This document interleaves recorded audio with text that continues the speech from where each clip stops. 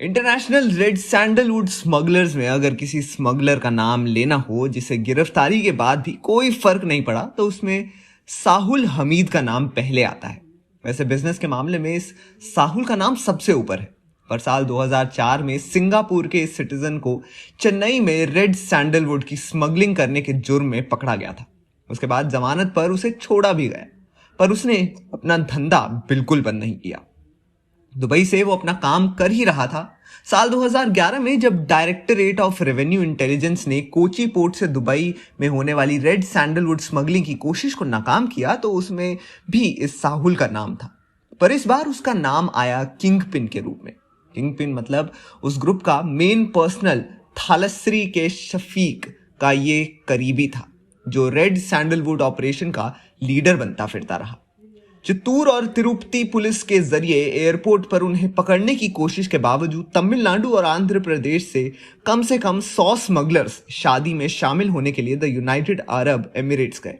Police ने accept किया था कि ये मास्टर प्लानिंग बहुत बड़े पैमाने पर थी, जबकि यूनाइटेड अरब एमिरेट्स ने हमीद को ये कहते हुए देश से निकालने से इनकार कर दिया था कि वो उनके देश में किसी भी क्राइम में शामिल नहीं था।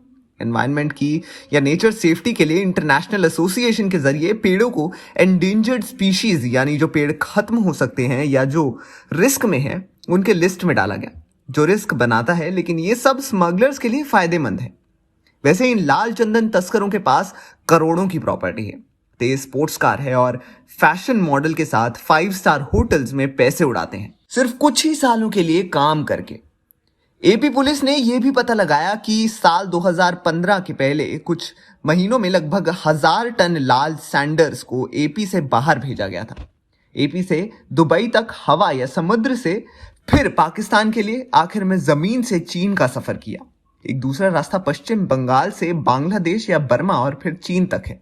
इस मामले में एक बड़ी कामयाबी 30 जुलाई को मिली जब हमीद के बेटे असीम को दुबई जाने वाली एक फ्लाइट में पकड़ा गया। डायरेक्टरेट ऑफ रेवेन्यू इंटेलिजेंस के खबरियों ने मुंबई मिरर को बताया कि चेन्नई, कोची और मुंबई से शिपिंग की एक्सपोर्ट के लिए सामान के रूप में भेजी गई थी, जिसमें प्लाईवुड और फुटवेयर शामिल थे। एपी पुलिस ने सीबीआई को भी लिखा था, जिसने हमीद के खिलाफ रेड कॉर्नर नोटिस जारी करने और उसे भारत वापस लाने के लिए इंटरपोल से कांटेक्ट किया था। कडप्पा की एक स्पेशल पुलिस टीम ने एक इंटरनेशनल रेड सैंडलवुड स्मगलर्स 46 साल के कंडास्वामी पर्थिबन और तमिलनाडु के 3 बाकी स्मगलर्स को चेन्नई के माउंट रोड से अरेस्ट किया और 638 किलोग्राम वजन के 21 लट्ठे, एक कार और रुपए जब्त किए। उनसे 20,000 सोमवार दोपहर को पाथिबिन इंटरनेशनल स्मगलर्स दुबई के साहुल हमीद उर्फ साहुल भाई और कडप्पा जिले के कोलम गंगी रेड्डी की करीबी साथी है, और लाल चंदन तस्करों मुन्नीपुन शेखर मोरे और दिल्ली के टीनू भाई पुलिस अधीक्षक एचईडी रामकृष्णन ने मंगलवार को कडप्पा में मीडिया को बताया। कंडास्वामी पर्थिबन, जिसे अब पहली बार गिरफ्तार किया गया था, वो 41 मामलों में आरोपी था। कडप्पा में 18, चित्तूर में 22 और कुरनूल में 1। उन्होंने लगभग 15 सालों तक गंगी रेड्डी के साथ स्मगलिंग की और लगभग 1000 टन लाल सैंडर्स लोग बेचे और रुपए से अधिक की प्रॉपर्टी इकट्ठा की। उसके बाद श्री रामकृष्ण ने कहा कि कडप्पा पुलिस की स्पेशल टीम उनकी प्रॉपर्टी का पता लगाने की कोशिश कर रही है। स्पेशल टीम्स चीन, दुबई, सिंगापुर, हांगकांग और बाकी एशियाई कंट्रीज से बाकी इंटरनेशनल स्मगलर्स के साथ उसके कनेक्शंस को पता लगाने के लिए केयरफुली इन्वेस्टिगेशन करती रही।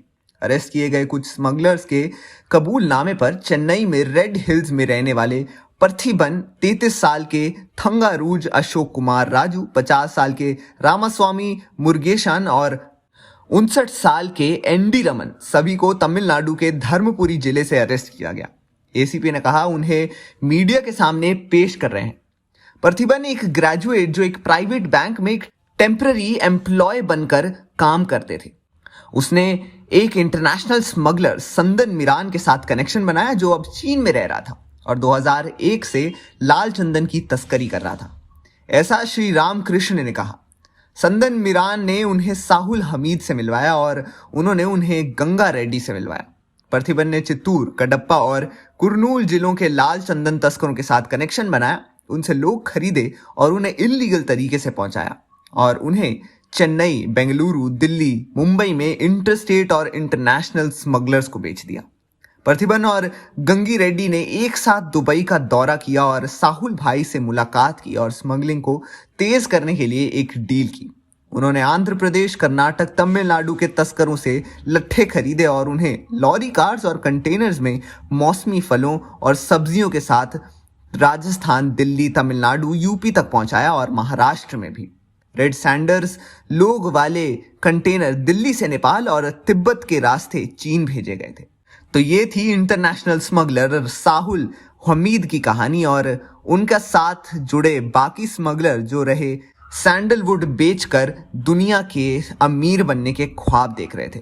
तो हो सकता है कि आने वाली फिल्म पुष्पा 2 में ऐसा ही जाल बिछाते हुए दिखाया जाए जिसमें पुष्पा के राइवल्स बढ़ेंगे और पुष्पा को राज करने में मजा भी आएगा।